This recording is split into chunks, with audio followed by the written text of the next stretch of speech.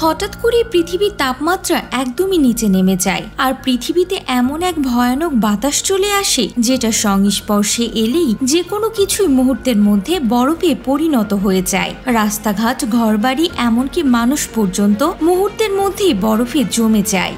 আর এই বাতাসের গতি এত পরিমাণ দ্রুত যে মানুষ কোনো কিছু বুঝে ওঠার আগেই এটা সবাইকে বরফে পরিণত করে ফেলে, যার ফলে শত শত মানুষের মৃত্যু হতে থাকে। এখন এমন ভয়ানক পরিস্থিতি মোকাবেলা করে মানুষ কি পৃথিবীতে টিকে থাকতে পারবে, সেটাই আমরা দেখব এই মুভিতে।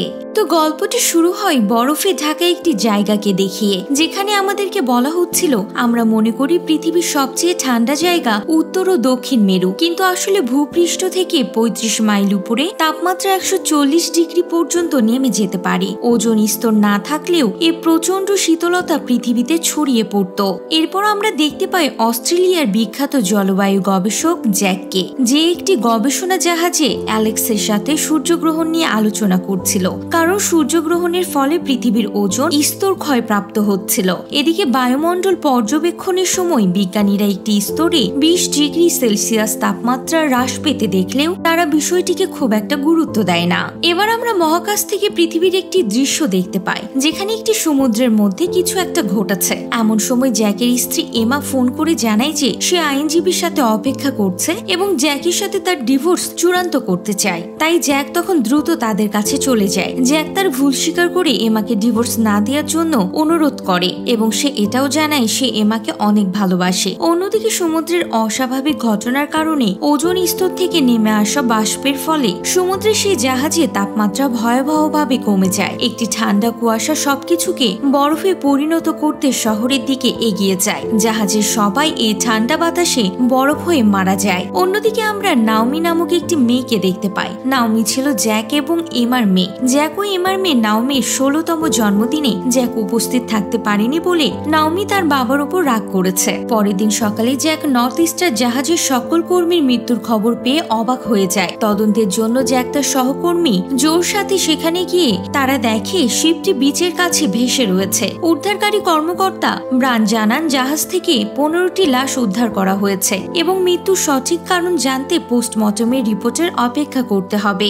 এরপর জ্যাক তাদের লিডার ওয়াল্টারকে ফোন করে। জ্যাক ওয়াল্টারকে জাহাজের অবস্থা ও সকলের মৃত্যুর খবর জানায়। ওয়াল্টার হতবাক হয় এবং মৃত্যুর কারণ অজানা থাকায় চিন্তিত হয়। জ্যাক তাকে পোস্টমর্টমের রিপোর্টের জন্য অপেক্ষা করতে বলে। এরপর জ্যাক অ্যালেক্সের একটি ভেজা হার্ড ড্রাইভ খুঁজে পায়। হার্ড ড্রাইভটি সম্পূর্ণ কাজ না করলেও তারা ওজোন স্তরের একটি ফাইল থাকার তথ্য পেয়ে যায়। এরপর তারা ফিরে আসে তাদের হেডকোয়ার্টারে। তবে তারা তাদের সঙ্গে লগবুকটি নিয়ে এসেছিল। লগবুকটিকে পরীক্ষা করে দেখা যায় যে বেশিরভাগ ডেটাই নষ্ট হয়ে গিয়েছে, শুধুমাত্র একটা ফাইলই রয়েছে। হার্ড ড্রাইভের ফাইলটি খুলে ওজোন স্তরের কিছুটা অংশ দেখা যায় আর সঙ্গে সঙ্গে ছবি উধাও হয়ে যায়। এমন সময় তার স্ত্রী এমা, যিনি একজন ফরেনসিক ডাক্তার, সে ফোন করে তাদেরকে জরুরিভাবে হাসপাতালে ডেকে পাঠায়। অন্যদিকে সিডনির ইমার্জেন্সি রেসপন্স সেন্টারের বিজ্ঞানীরাও বুঝতে পারে ওজোন স্তরে সমস্যা হয়েছে। সাউথের আবহাওয়া স্বাভাবিক থাকায় বিজ্ঞানীরা ওজোন স্তরের সমস্যাটিকে সাময়িক মনে করে উপেক্ষা করেন, কিন্তু এটি ছিল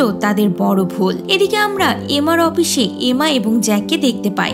এমা জ্যাককে জানায় যে তার সহকর্মীরা বরফের ক্রিস্টাল নামক এক প্রচন্ড ঠান্ডা বাতাসের কারণে মারা গিয়েছে। কিছুক্ষণ পরে আবারও জ্যাককে তাদের লিডার ওয়াল্টার ফোন করে। ওয়াল্টার ফোন করে ঘটনার আপডেট জানতে চান। জ্যাক পোস্টমর্টম রিপোর্ট ও বরফের ক্রিস্টালের কারণে মৃত্যুর বিষয়টি জানান, কিন্তু ওয়াল্টার প্রমাণ ছাড়া এই তথ্য প্রকাশ না করার পরামর্শ দেন, কারণ প্রমাণ ছাড়া এই তথ্য প্রকাশ করলে বিভ্রান্তি সৃষ্টি করতে পারে। এরপর ওয়াল্টার জ্যাককে জাহাজের তথ্য বিশ্লেষণের জন্য একটি তদন্ত কমিটি গঠন করতে বলেন।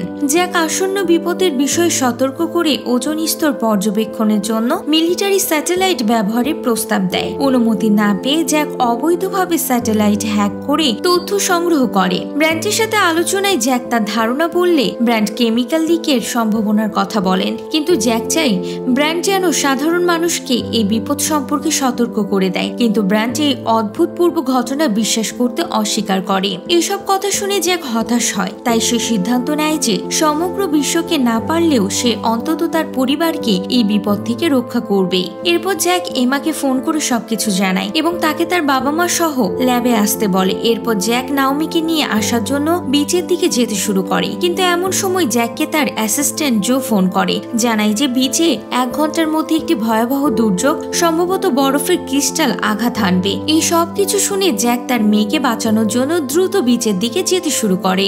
নাওমি ও তার বন্ধুরা যখন সমুদ্র সৈকতে ছিল তখন হঠাৎ এক অদ্ভুত বরফের ক্রিস্টাল আবির্ভূত হয়, যা মানুষকে স্পর্শ করলেই বরফে পরিণত করে মেরে ফেলে।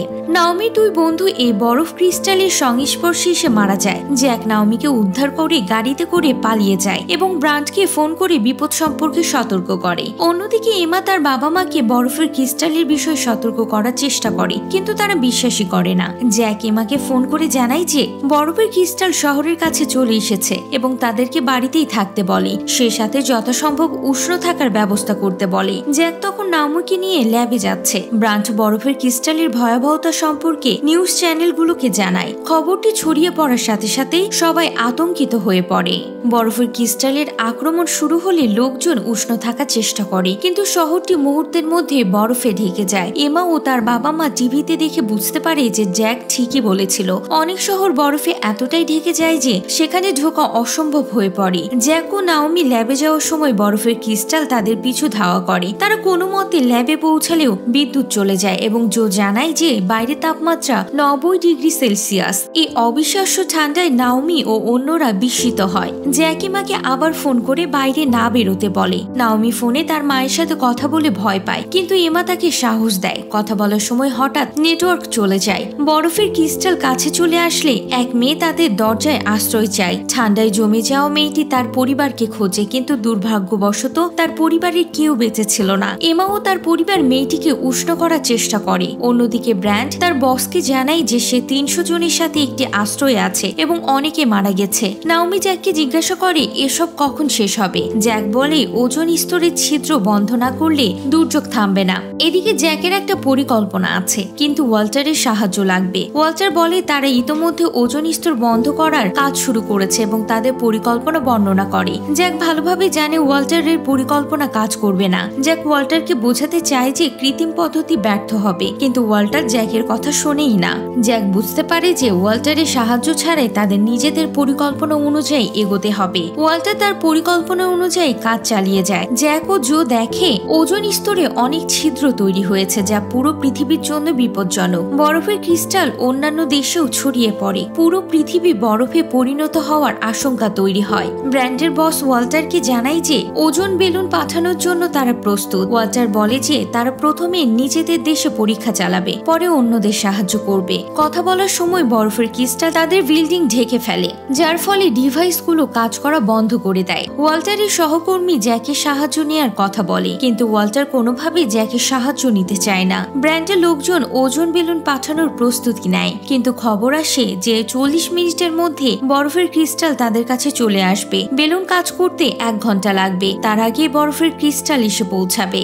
সময় কম থাকায় ব্র্যান্ডের বস দ্রুত কাজ করতে বলেন। বরফের ক্রিস্টালের কারণে অনেক বিমান ও জাহাজ ধ্বংস হয়ে যায়। ওয়াল্টারের সহকর্মী গোপনে জ্যাককে ফোন করে সব জানায় ও তাকে একটি মিলিটারি স্যাটেলাইটের সাথে সংযুক্ত করে দেয়। ওজোন স্তরে বেলুন পৌঁছালে মিসাইল দিয়ে সেগুলো বিস্ফোরিত করা হয়, যাতে গ্যাস ছড়িয়ে পড়ে এবং ওজোন স্তরের ঘনত্ব বৃদ্ধি পায় ও ছিদ্রগুলো বন্ধ হয়ে যায়। সবাই পরিকল্পনা সফল হবে কিনা দেখার জন্য অপেক্ষা করে। বেলুন বিস্ফোরণের পর ওজোন স্তরের ছিদ্র বন্ধ হয় না। নাওমি জ্যাকের কাছে অভিযোগ করে যে সে শুধু তার কাজ নিয়ে ব্যস্ত। জ্যাক তাকে বোঝায় যে তার কাজ পুরো পৃথিবীকে বাঁচানোর জন্য গুরুত্বপূর্ণ। নাওমি হতাশ হয়ে বলে যে তারা সবাই মারা যাবে। ওয়াল্টারের পরিকল্পনা ব্যর্থ হয়, তাই ওয়াল্টার হার মানে ও জ্যাককে তার পরিকল্পনা অনুযায়ী কাজ করার অনুমতি দেয়। জ্যাক ওয়াল্টারকে অ্যামোনিয়াম ও নাইট্রেট ভর্তি একটি রকেট পাঠাতে বলে, যা প্রাকৃতিকভাবে ওজোন স্তর মেরামত করবে। ওয়াল্টার সবকিছুর ব্যবস্থা করার কথা বলে। এদিকে কিছুক্ষণ পরে ওয়াল্টার যখন তার পরিবারের খবর নিতে চায়, তখন ওয়াল্টার জানতে পারে যে বরফের ক্রিস্টালের আক্রমণে তার স্ত্রী জাহাজে মারা গেছে।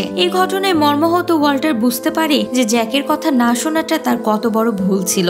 অন্যদিকে জ্যাক ও জো ল্যাবে তাদের কাজ চালিয়ে যাচ্ছে। হঠাৎ জো অসুস্থ হয়ে পড়ে এবং মাথা ঘুরে পড়ে যায়। আসলে ডায়াবেটিসের কারণে এবং এবং 2 দিন ধরে ইনসুলিন না নেওয়ায় তার এই অবস্থা। জোর অসুস্থতার জন্য জ্যাক ইনসুলিন আনতে শহরে যায়। জো অ্যামোনিয়াম নাইট্রেটের ক্যালকুলেশনের কথা বললে জ্যাক বলে যে কম্পিউটার স্বয়ংক্রিয়ভাবে ক্যালকুলেশন করেছে।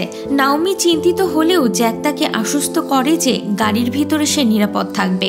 যাওয়ার আগে জ্যাক নাওমিকে তাকে জাগ্রত রাখতে বলে। ঠান্ডায় জমে যাওয়া গাড়ি অনেক চেষ্টার পরও স্টার্ট করে। ওয়াল্টার রকেট লঞ্চ করার প্রস্তুতি নেয়, কিন্তু জ্যাকের ক্যালকুলেশন লাগবে। ওয়াল্টার জ্যাকের অফিসে ফোন করলে নাওমি ফোন ধরে। ওয়াল্টার ক্যালকুলেশন চাইলে নাওমি বলে যে তার বাবা ব্যস্ত। ওয়াল্টার নাওমিকে ক্যালকুলেশন আপলোড করার পদ্ধতি শেখায়। নাওমি চেষ্টা করলেও বিদ্যুৎ চলে যায়। জ্যাক অনেক কষ্টে একটি দোকান থেকে ইনসুলিন পাঠায়। ঠান্ডায় অসুস্থ দোকানের মালিক জ্যাককে আক্রমণ করে। জ্যাক তাকে বোঝাতে ব্যর্থ হয় ও জোর করে ইনসুলিন নিয়ে নেয়। দোকানের মালিক হতাশ হয়ে বলে যে সবাই মারা যাবে। অন্যদিকে আমরা নাওমিকে দেখতে পাই। নাওমির এখানে কিছুই করার ছিল না। নাওমি জোকে জাগ্রত করার চেষ্টা করে, কিন্তু জো অজ্ঞান হয়ে যায়। নাওমি তাকে জাগাতে ব্যর্থ হয়। এমা তাদের বাড়িতে আশ্রয় নিয়ে মেয়েটির সাথে কথা বলে এবং তার প্রতি মায়া অনুভব করে, কিন্তু কিছুক্ষণ পরে এমা বুঝতে পারে যে মেয়েটি মারা গেছে। এই ঘটনায় এমা মর্মাহত হয়, কারণ তার নাওমির কথা মনে পড়ছিল। এরপর দেখা যায় যে জ্যাক ইনসুলিন নিয়ে ফিরে আসে এবং নাওমি তাকে ক্যালকুলেশন আপলোড করতে না পারার কথা জানায়। জ্যাক লঞ্চ সাইট প্রস্তুত কিনা তা জানতে চায় এবং নাওমিকে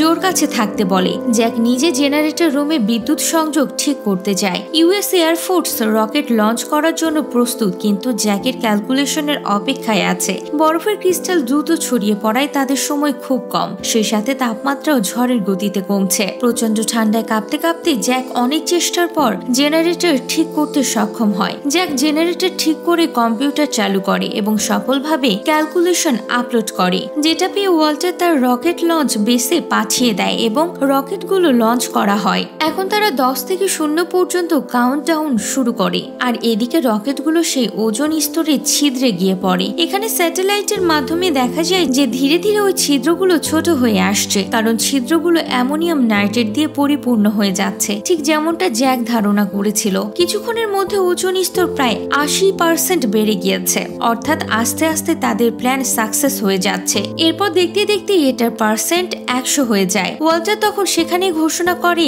যে তাদের এই প্ল্যান সফল হয়েছে। ওজোন স্তরের ছিদ্রগুলো একদমই বন্ধ হয়ে গিয়েছে। সবাই এতে প্রচন্ড রকমের খুশি হয়ে যায়, আর তারা সবাই মিলে সেখানে সেলিব্রেট করতে থাকে।